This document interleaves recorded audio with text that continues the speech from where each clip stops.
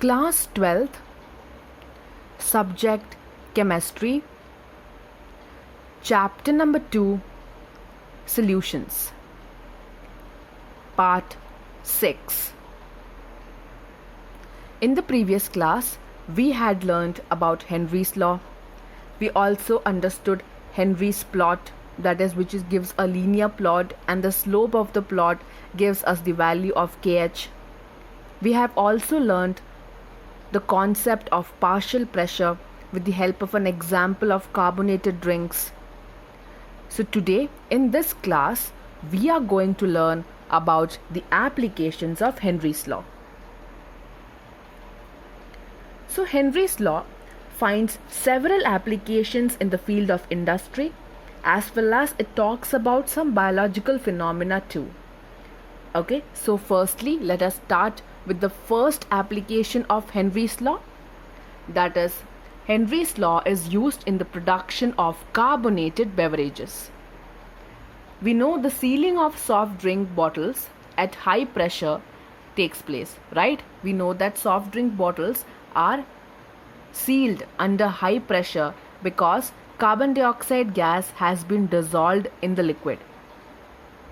Okay, so sealing of soft drink bottles at high pressure increases the solubility of carbon dioxide in the soft drinks and soda water. So since you are sealing the soft drinks at high pressure, it is increasing the solubility of the carbon dioxide gas in the soft drink and soda water, right? So we are dissolving carbon dioxide gas into the soda water or soft drinks, right? And we are closing or sealing the bottle under high pressure. So because of this high pressure, what is happening? The solubility of carbon dioxide gas is increasing. Okay, so there is an increase in the solubility of carbon dioxide gas into the soft drinks or the soda water. Okay, to increase the solubility of carbon dioxide in soft drinks and soda water bottles, they are sealed under high pressure. So this is the reason why we are sealing the bottles, or cold drink bottles are sealed under high pressure to increase the solubility of carbon dioxide gas in the soft drinks. Okay, so in order to increase the solubility of the carbon dioxide gas in the soft drinks, these bottles are sealed under high pressure. So this is the first application of Henry's law. So Henry's law is used in the production of carbonated beverages. Now let us move on to the second application of Henry's law. This is underwater diving. Okay, so when a diver goes to underwater, his body is subjected to high pressure. Okay, so whenever a diver is going underwater, his body is subjected to high pressure that is present deep inside the water. Okay, we know that pressure inside the water is high, okay, and it increases with depth. So due to this, his body tissues will start absorbing more gases.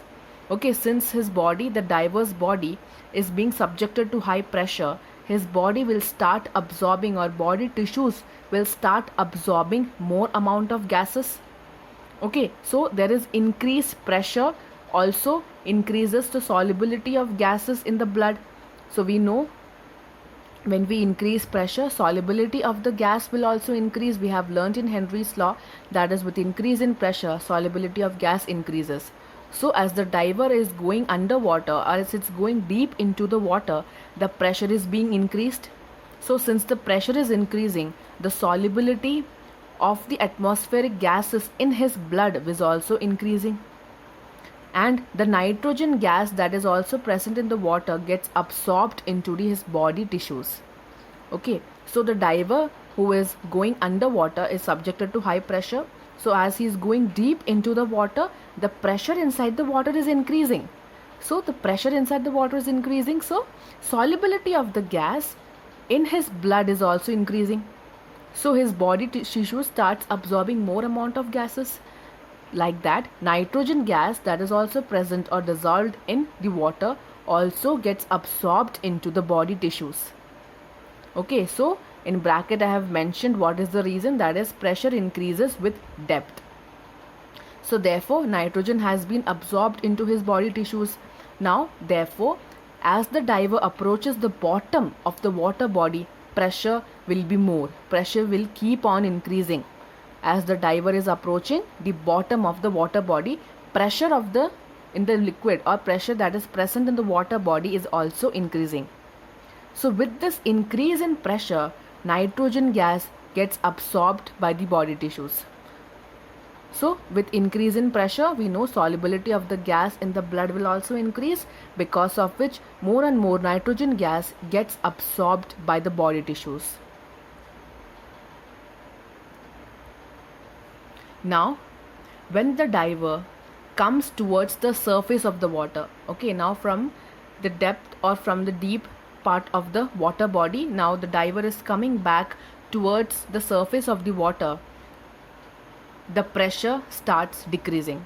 We know when the diver is going, or pressure in the water body keeps increasing with depth, right? Now the diver is coming back to the surface of the water, so the pressure will gradually decrease, right? So pressure is slowly decreasing with decrease in depth. This will turn the decrease in the amount of nitrogen getting absorbed by the body tissues. So what will happen when the diver is coming towards the surface of the water? The pressure will be decreasing, right? The pressure starts decreasing gradually with decrease in the depth. So what will happen? Pressure is decreasing, so the solubility of the gases in the blood also decreases. So there is decrease in the amount of nitrogen getting absorbed by the body tissues. So this releases dissolved gases and leads to formation of bubbles of nitrogen in the body. So what is happening when it's coming back to the surface? The released gases, the gases will be released because pressure is decreasing and solubility of gases will be decreasing. So solubility of gases decreases, amount of nitrogen getting absorbed also decreases. So what will happen? The body starts releasing the dissolved gases, okay, and it will lead to the formation of bubbles of nitrogen in the body, which in turn causes bends in the body of the diver. Okay, so the dissolved gases starts releasing, so bubble formation of nitrogen gas starts forming in the body, so which leads to the formation of bends. Okay, so bends is nothing but a condition where the diver feels difficult to breathe. Okay, so it's a condition where the diver can even lose his life. Okay, it is bends are nothing but it's a painful and dangerous to life. Okay, they are very difficult and even can cause threat to life. So these bends are caused because of the bubble formation of the nitrogen in the body, which results in bends in the body of the diver, because which are very painful and which are very dangerous to the life. Okay, it can also cause threat to their life. So in order to avoid bends, there is a method that has been inculcated or used in order to avoid bends, that is to protect the divers from such situations. The cylinders or tanks that they are using, that is the oxygen cylinders that they are carrying when they are going for diving, or the tanks that they are using by the scuba jumpers or by the scuba divers, are loaded with diluted air containing 11.7% helium, 56.2% nitrogen and 32.1% oxygen. Okay, so these cylinders that they are carrying for scuba diving are loaded with diluted air. Okay, it contains helium, nitrogen and oxygen. So you need to remember the percentage of helium, nitrogen and oxygen that is being used to protect the divers from bends. From such situations, in order to protect them, the cylinders are diluted with 3 gases, that is helium, nitrogen and oxygen, to prevent the situation or to prevent bends. So this is the second application of Henry's law. Now let us move on to the third application of Henry's law, that is for climbers or people living at high altitudes. So this is the condition that is caused because of Henry's law for the people who are living at higher altitudes or for climbers. So we know at high altitudes the partial pressure of oxygen is less than that at ground level. Right, we know that at ground level the partial pressure of oxygen is higher, but when we move to higher altitudes, we know the partial pressure of oxygen starts decreasing. So at higher altitudes, the partial pressure of oxygen is less than at the ground level. Okay, so this leads to the low concentration of oxygen in the blood and tissues of the people who are living at higher altitudes or who are climbers. Okay, so there will be low concentration of oxygen present in the blood and present in the tissues of the people who are living at higher altitudes. Or the people who are climbing mountains also will have low concentration of oxygen, because we know the partial pressure of oxygen at higher altitudes is less. So they will have low concentration of oxygen in their blood and tissues.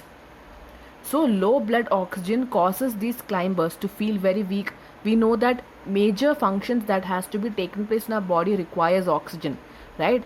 Even the brain cells, even all the cells that is present in our body requires oxygen. For a simple task that has to be done by our body requires air, requires oxygen. So when the concentration of oxygen in the blood and tissues are less, what will happen? People will start feeling weak. That is why low blood oxygen causes these climbers to feel weak, and they are not able to think properly, they are not able to breathe properly. Okay, so these are the symptoms of a condition known as anoxia. So this is the anoxia is nothing but it's a condition where the blood level or the oxygen that is present in the blood is very less. There is low concentration of oxygen present in the blood and tissues of the people who are living at higher altitudes and of the climbers, because of which people start feeling weak and they are not able to think clearly or properly. So these are the symptoms of the condition anoxia. Okay, so this is the third application of Henry's law. That is, we know partial pressure of oxygen is decreasing at higher altitudes. Okay, and partial pressure of oxygen is higher at ground level. So when we are moving on to the higher altitudes, the partial pressure of oxygen is decreasing. So what will happen? The concentration of the oxygen that is present in the blood and the tissues will be decreasing. So that will create a condition called as anoxia in the people. Now we have understood the three applications of Henry's law. Now let us look into what are the limitations of Henry's law. We have understood what is Henry's law, we have understood the applications of Henry's law. Now let us look into what are the limitations of Henry's law. So this law is only applicable when the molecules of the system are in the state of equilibrium. That is, only Henry's law is applicable only at the state of equilibrium. That is, when there is a state or phase of equilibrium, only then this law is applicable for the molecules. Second limitation of Henry's law is that Henry's law does not hold true when gases are placed under extremely high pressure. Okay, so when the gases are placed under extremely high pressure, Henry's law does not hold true. Okay, so the first one is it is not applicable for molecules. Okay, when they are in a state of equilibrium, this is only applicable when the molecules of the gas are in the state of equilibrium. And the second limitation is that it does not hold true when the gases are placed under extremely high pressure. So it should have a state of equilibrium. Second, gases should not be placed under extremely high pressure. Third, the limitation is the law is not applicable when the gas and the solution participates in a chemical reaction with each other. Okay, so Henry's law does not come into action when gas and the solution participate together in a chemical reaction. At that point of time also Henry's law cannot exist. Okay, so Henry's law exists only when there is a state of equilibrium. So if there is no phase or no state of equilibrium, Henry's law does not come into action. Okay, state of equilibrium means where the dissolution process is equal to the crystallization process. Only then Henry's law will come into action. Okay, we have learned about solubility of a gas in liquid, and that we have learned about the phase of equilibrium, right? So that is the amount of gas that is going into the solution, and the amount of gas that is separating from the solution is nothing but the state of equilibrium. So when the state of equilibrium is not present, Henry's law is not applicable. Similarly, Henry's law is not applicable when the gases are placed under extremely high pressure. And the last point is that Henry's law is not applicable when the gas and the solutions participate together in a chemical reaction with each other. Henry's law does not come into action. So these 3 points are the limitations of Henry's law. Now let us understand the last topic, that is what effect does temperature have on this concept. Okay, so what effect does temperature have when you're dissolving a gas into a liquid? Okay, so solubility of a gas in liquid is affected by temperature. Now, solubility of gas in liquids we know decreases with rise in temperature. We have learned previously, that is when you're increasing the temperature, what will happen? Solubility of the gas in liquid decreases. But when you decrease the temperature, solubility of gas in liquids will increase. So they are inversely proportional to each other. So temperature and solubility of gas is inversely proportional to each other. Now here, the process of dissolution of gas in a liquid is similar to condensation. Okay, and heat is evolved and it will be an exothermic process. Okay, so it is dissolved gas molecules are in liquid phase 2. So what will happen? There will be a dynamic equilibrium that has been established, okay, where the dissolution process of the gas in a liquid will be similar to the condensation process, okay, and large amount of heat will be evolved. So it is an exothermic process, it's an exothermic reaction, okay, and there will be a dynamic equilibrium that will be existing. So dissolution process we know follows Le-Chatelier's principle. Okay, so that is, dissolution process is exothermic and gases tend to dissolve less.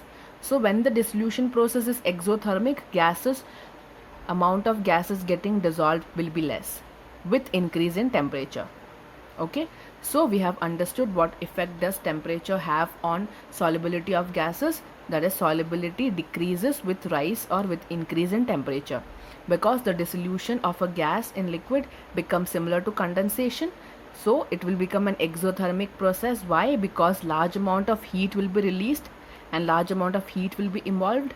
Okay, so the dissolved gas molecules will be in liquid phase 2, right, and there will be a dynamic equilibrium that will be established.